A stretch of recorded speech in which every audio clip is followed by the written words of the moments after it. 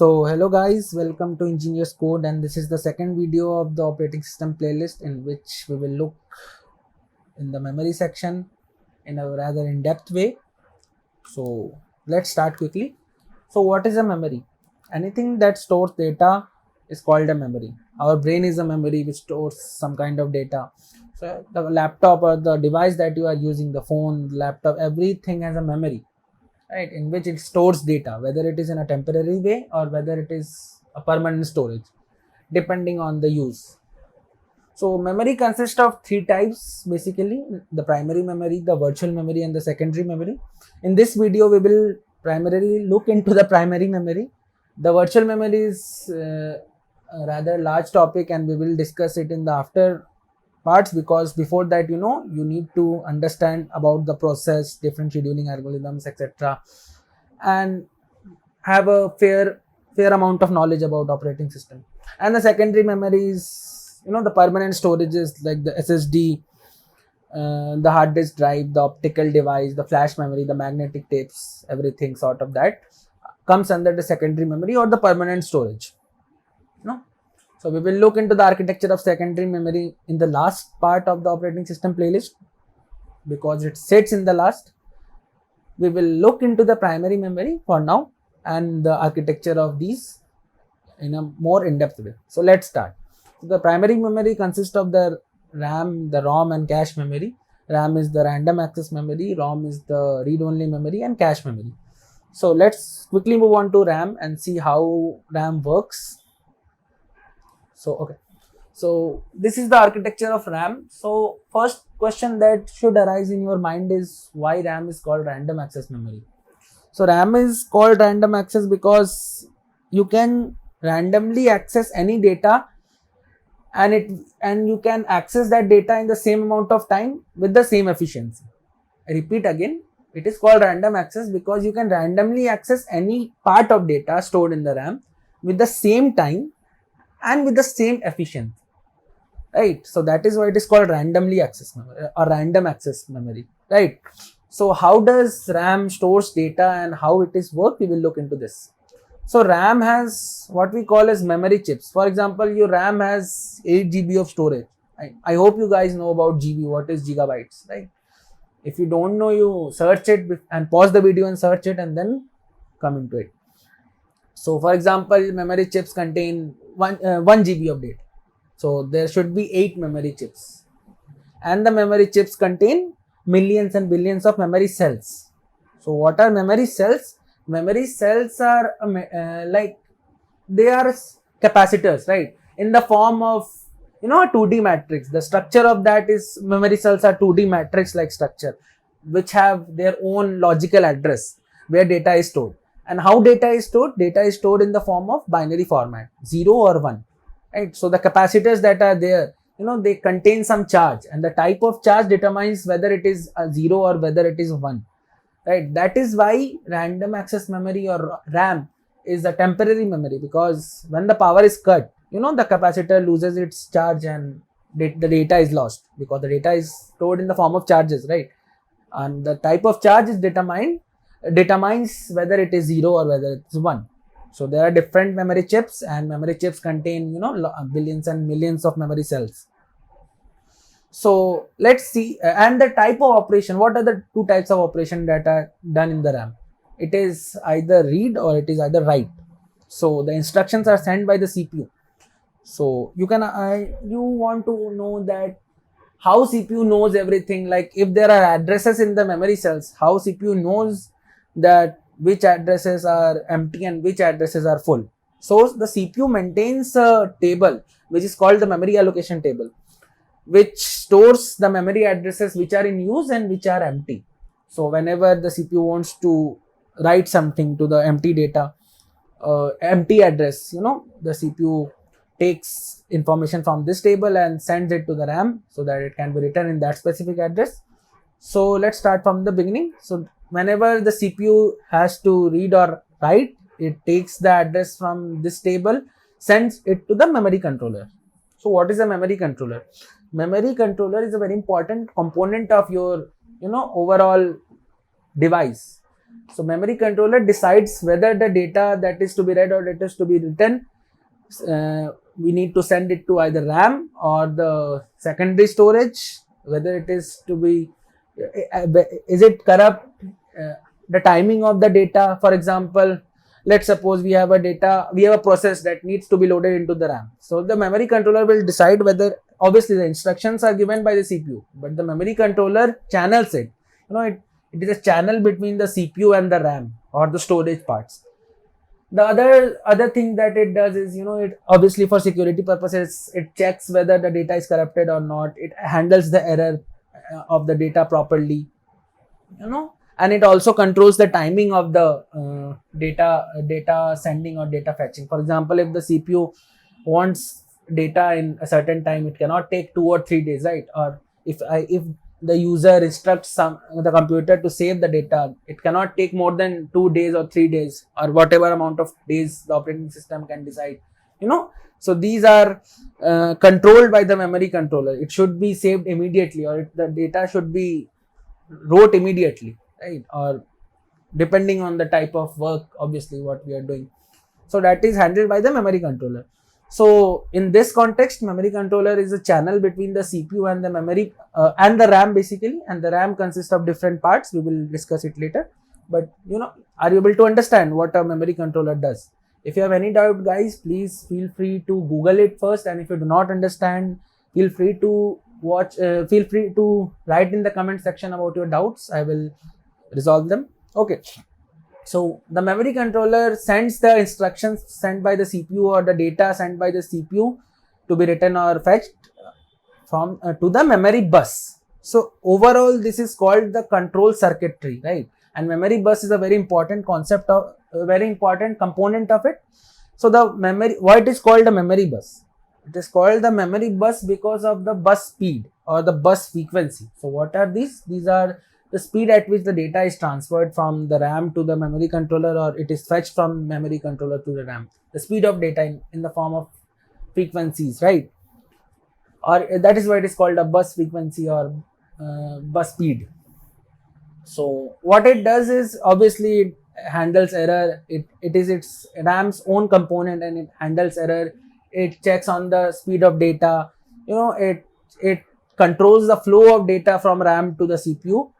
And it is a front face or front door of the RAM in which data is coming or data is going, and it controls all of it, right? So the data that if you want to know the specific jobs of the memory bus, you can obviously search in it. It is a more detailed concept and which cannot be covered in one video. There is a book written in the whole memory topic, right? So it is this is the overview of it, and if you want a more detailed version, you can obviously read books or read different blogs. So okay, let's continue. So after the memory bus has received the information or the instruction, it gives it to the control circuitry. So what does the control circuitry does? So the instructions that the CPU sends have the addresses in the form of physical format, like where it is stored, in the form of physically where it is stored. Now the logical address is, for example, these are the matrix. This is where the matrix part is used. The matrix, let's suppose we have a matrix index 0, 0, 0, 1, 0, 2. So these are the logical addresses, right? There are algorithms that convert the physical address into the logical address. So these are done by the control circuitry. It decodes the address in which read-write operations are to be performed. So after that, after decoding, it sends it to the memory chips where it is to be written, and if data is to be fetched, after it is fetched and written, it sends the confirmation or sends the data back to the memory bus. The memory bus then sends it to the memory controller, and the memory controller sends it to the CPU. So I hope you understood every component of it. The memory bus is basically the channel between the RAM and the CPU, and the memory controller is the channel between the CPU and the memory bus. And memory controller's work is not only to channelize the data into RAM. There are other memory components as well, right? So all these are handled by the memory controller. Okay, so let's move on to the ROM. So the full form of ROM is read-only memory. So why it is called read-only memory? So once the data is written in ROM, it cannot be rewritten or edited. That is why it is a permanent storage. You know, that is why it is called read-only memory. The read-only part, because we can only read and not write. So since it is permanent and since it is read-only, it is a more secure memory. So it stores the firmware instructions and the settings and for hardwares. For example, my touch bar, my internal hardware configurations are stored in the ROM, which is required by the operating system and which should not be altered, right? So secondly, since it is permanent storage, the boot instruction. So what is a boot instruction? Whenever we open the laptop or open any device, a boot process happens.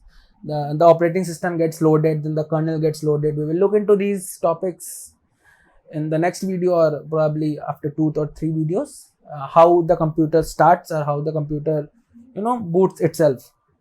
So all the informations and the configurations and the instructions of the boot, not all of it, but some part of it is stored in ROM, which should not be altered or should not be modified. Next, ROM is heavily used in embedded systems. So what is an embedded system? Embedded systems are those systems which are meant to do some specific functions and are dedicated to some specific roles which should not be altered, and the firmware should be predictable, right? What it does, for example, a rocket missile launcher. The rocket missile launcher's work is in a vague way, it's to launch the missile in a particular time. Now if that is altered by 1 millisecond only, then it is a disastrous thing, right? You need to hit the target in 1 second, and if you are hitting the target in 2 seconds, what is the point of that software? For example, if any hacker alters that software in which the timing is set to be 1 second, but he changes it to 2 seconds, and what is the point of it? So that is why those instructions in the embedded systems are stored in ROM, because it is secure and permanent storage medium, right? And it ensures consistent and predictable operations.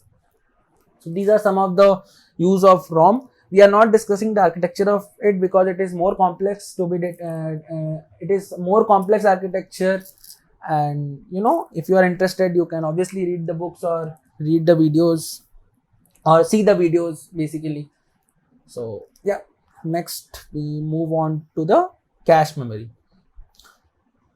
So most of you have heard about cache memory, like the operating system uses cache. In web development or in overall development, we use cache. So what is cache memory? As it is written, it is a type of high speed memory that is used to temporarily store something, and what it stores is a frequently accessed data and instructions, right? For example, if the operating system or the CPU is accessing some files or some data more frequently, then there is no point in accessing it from the primary memory, because though it is fast, but it is slower than the cache memory, right? So the operating system is smart and it stores that particular instruction or file in the cache memory, right? Which provides faster access to the data which is needed by the CPU, because it is frequently asking for it, right? So this is why cache memory is required. So whenever CPU is asking for some CPU is asking frequently about certain files or instruction, it looks for the cache memory, right? And if it is found, then it is called a cache hit and it is returned from the cache memory. And if it is not found, that we called it a cache miss, and then it looks up into the primary memory and it stores in the cache memory. And and cache memory is very limited, right? So there are some data which cannot be stored in cache memory because they are too big, then it directly looks into the primary memory. So I hope you understand what is the cache memory. So before moving on to the types of cache mapping, let's discuss what are the different types of cache. So there are 3 levels of cache, right? Level 1, level 2 and level 3. I hope you know about the cores of an operating system. There are different cores. You have most probably have 4 or 8 cores. So level 1 cache are the fastest one and the smallest one, and it sits behind every core. Like every core has its own cache, level 1 cache memory, which is the fastest and the smallest, right? The level 2 is slower than the level 1 but faster than the level 3, and it is obviously it sits, the size of it is bigger than level 1 and rather smaller than level 3. And there is a level 3 cache which is common to all the cores. The level 1 and level 2 are, you know, specific to each and every core, but the level 3 is common to all the cores of the CPU, right? And level 4 I don't think is used much, but there is also a level 4. I have to look into it, but till now only level 3 till level 3 cache is only used.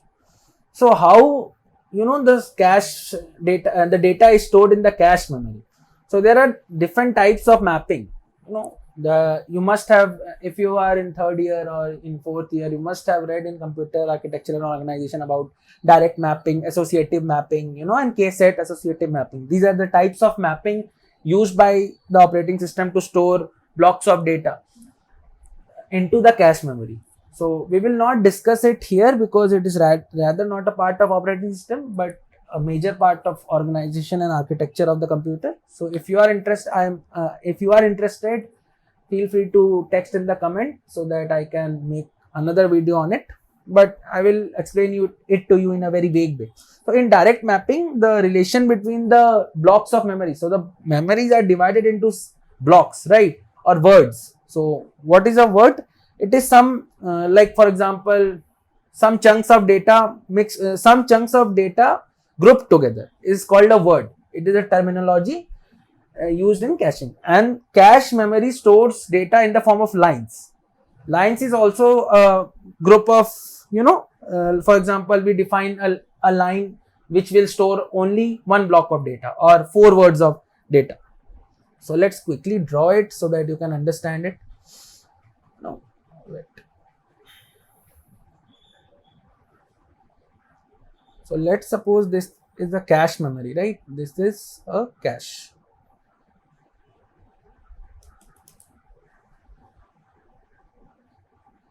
And you know, this is blocks of word or the main memory.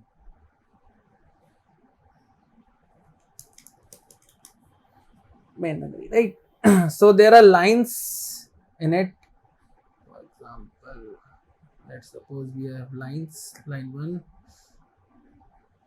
Oops. Line 2. Oops, sorry.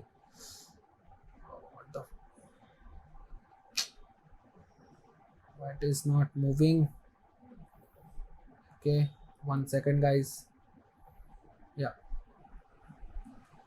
And we have another one. Okay, this should be good. So these are lines, and the main memory is divided into some blocks of data. So for example, this is a block, this is a block. Okay, let's divide it into 3 parts. So let's assume that there are 3 blocks of data, B1, and we have B2, and we have B3.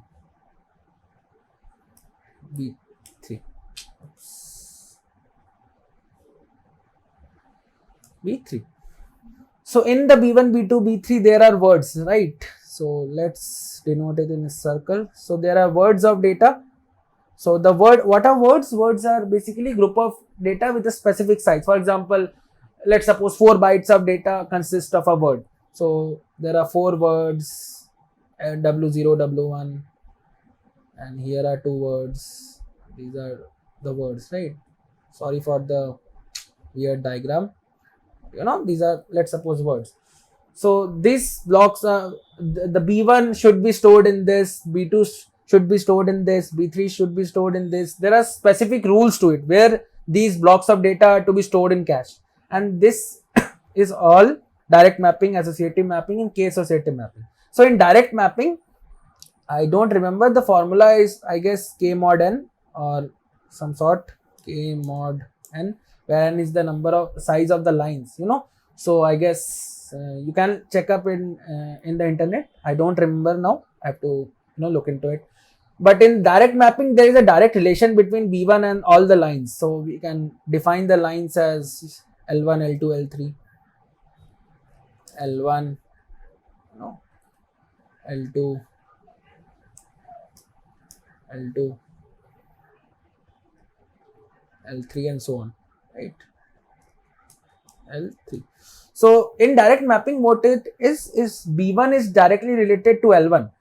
B3 is directly related to L1 in sort of some formula, like B1 will always be stored in L1 and B2 will always stored in L2, or B3 will always store in L3 only, or the, like for example, B1 and B3 will be stored in L1, or B2 and B4 will always be stored in L2, depending on the size of the lines.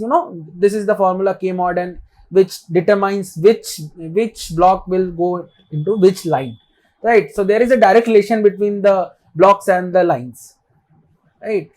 In associative mapping, there is no relation, right? Any block can go to any lines, right? So this will in the direct mapping, what is the advantage is that whenever we want to look into any block of data in the cache memory, we directly have the formula, like B1 will always be stored in L1, right? We know that beforehand. So whenever we want B1, we could check directly in the L1 in associative mapping. But the disadvantage of direct mapping is that whenever we store B1 in L1, there are other relations as well. For example, B3 will be also stored in L1.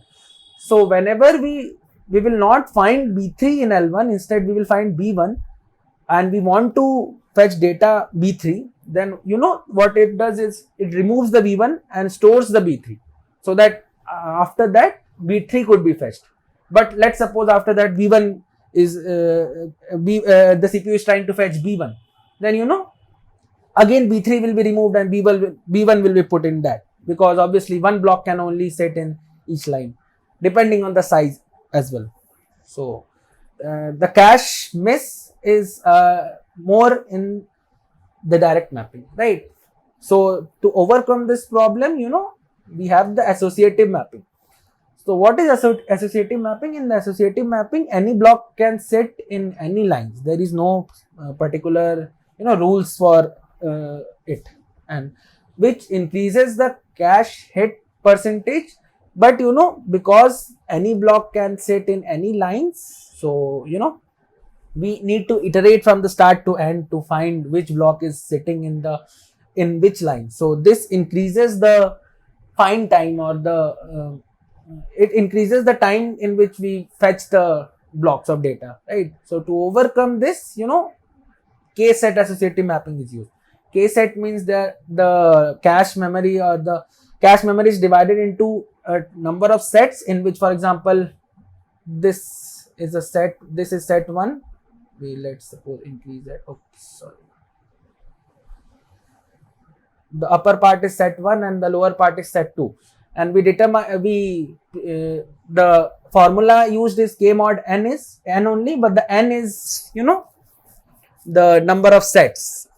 Like if there is 2 sets, then B1 will be stored in the first part, B2 will be stored in the first part, B3 will be stored in the second part, and B4 will be stored in the second part. So we have divided it into sets, and the first set of blocks are to be stored in first set, and the second part of the blocks are to be stored in the second set. So which removes the problem of the direct mapping and the associative mapping, right? The find time is also reduced, and the cache miss ratio is cache miss percentage is also reduced. So if you want to look into more in depth about this concept, you can obviously, there are a lot of videos which explain these, a lot of blogs. I hope I made it easier for you, and if you have any doubt regarding it, you can feel free to ask in the comment. The formula part I don't remember, so I think I confused in that, because I do not remember. I have to look into it. But obviously, if you this is not a part of operating system, this is rather a more important part of the organization or architecture of computer, right? So yeah, these are the 3 different types of primary memory. And if you want to a detailed version of ROM architecture and the cache memory, you have to read research papers and blogs, and see a lot of videos which are part of the hardware and are not required in the operating system part, right? And the virtual memory and the secondary memory we will discuss afterwards. So I hope you like these videos, guys. If you have any doubt, feel free to reach the comment section and ask for it. So thank you and have a lovely day.